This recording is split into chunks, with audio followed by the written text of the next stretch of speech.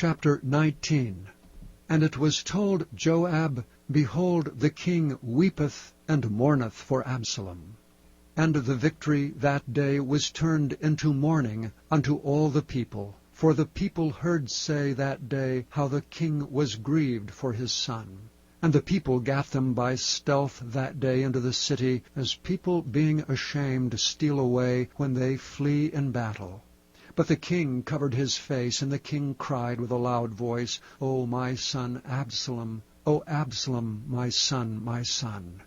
And Joab came into the house to the king, and said, Thou hast shamed this day the faces of all thy servants, which this day have saved thy life, and the lives of thy sons and of thy daughters, and the lives of thy wives, and the lives of thy concubines, in that thou lovest thine enemies, and hatest thy friends. For thou hast declared this day that thou regardest neither princes nor servants. For this day I perceive that if Absalom had lived, and all we had died this day, then it had pleased thee well. Now therefore arise, go forth, and speak comfortably unto thy servants. For I swear by the Lord, if thou go not forth, there will not tarry one with thee this night. And that will be worse unto thee than all the evil that befell thee from thy youth until now. Then the king arose and sat in the gate. And they told unto all the people, saying, Behold, the king doth sit in the gate. And all the people came before the king, for Israel had fled every man to his tent. And all the people were at strife throughout all the tribes of Israel, saying, The king saved us out of the hand of our enemies, and he delivered us out of the hand of the Philistines, and now he is fled out of the land for Absalom. And Absalom, whom we anointed over us, is dead in battle. Now therefore, why speak ye not a word of bringing the king back? And King David sent to Zadok and to Abiathar the priest, saying, Speak unto the elders of Judah, saying, Why are ye the last to bring the king back to his house, seeing the speech of all Israel is come to the king, even to his house?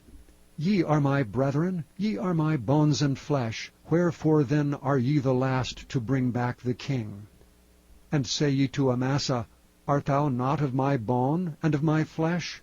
God do so to me, and more also, if thou be not captain of the host before me continually in the room of Joab. And he bowed the heart of all the men of Judah, even as the heart of one man, so that they sent this word unto the king, Return thou and all thy servants. So the king returned and came to Jordan, and Judah came to Gilgal to go to meet the king, to conduct the king over Jordan. And Shimei the son of Gera, a Benjamite, which was of Bahurim, hasted and came down with the men of Judah to meet King David. And there were 1,000 men of Benjamin with him, and Ziba, the servant of the house of Saul, and his 15 sons and his 20 servants with him. And they went over Jordan before the king. And there went over a ferry boat to carry over the king's household, and to do what he thought good. And Shimei the son of Gera fell down before the king as he was come over Jordan, and said unto the king, Let not my lord impute iniquity unto me, neither do thou remember that which thy servant did perversely the day that my lord the king went out of Jerusalem, that the king should take it to his heart. For thy servant doth know that I have sinned. Therefore, behold, I am come the first this day of the house of Joseph to go down to meet my lord the king. But Abishai the son of Zeruiah answered and said, Shall not Shimei be put to death for this, because he cursed the Lord's anointed?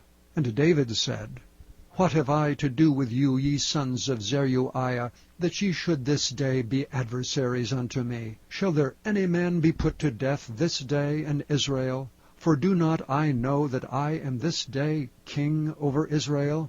Therefore the king said unto Shimei, Thou shalt not die. And the king sware unto him.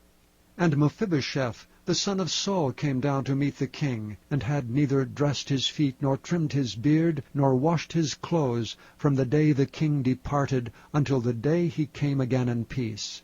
And it came to pass, when he was come to Jerusalem to meet the king, that the king said unto him, Wherefore wentest not thou with me, Mephibosheth?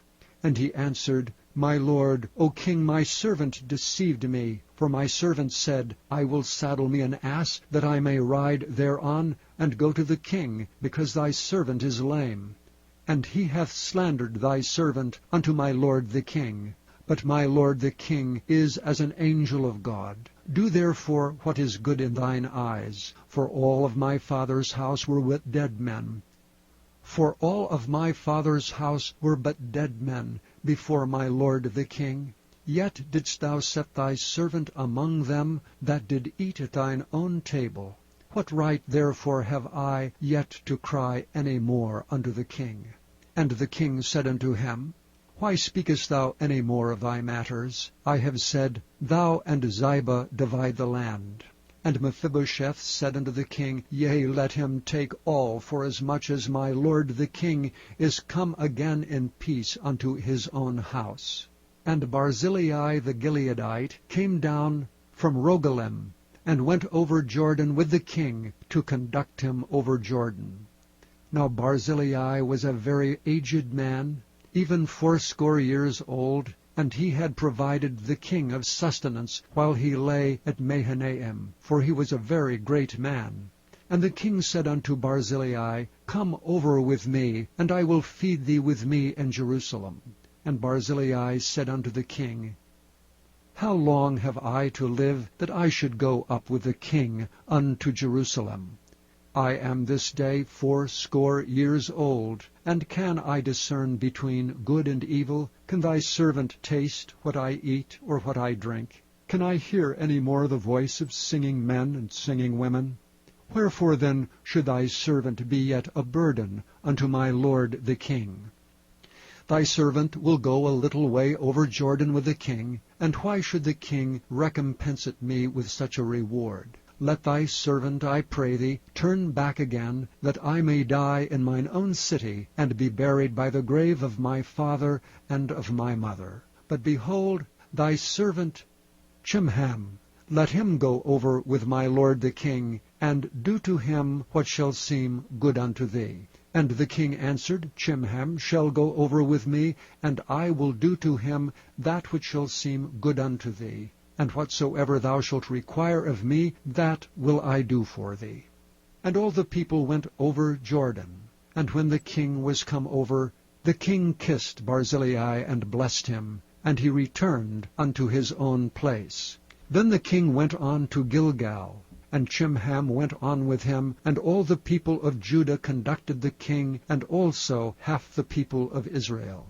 And behold, all the men of Israel came to the king, and said unto the king, Why have our brethren, the men of Judah, stolen thee away, and have brought the king and his household, and all David's men with him, over Jordan? And all the men of Judah answered the men of Israel, Because the king is near of kin to us. Wherefore then be ye angry for this matter? Have we eaten at all of the king's cost? Or hath he given us any gift? And the men of Israel answered the men of Judah, and said, We have 10 parts in the king, and we have also more right in David than ye. Why then did ye despise us, that our advice should not be first had in bringing back our king? And the words of the men of Judah were fiercer than the words of the men of Israel.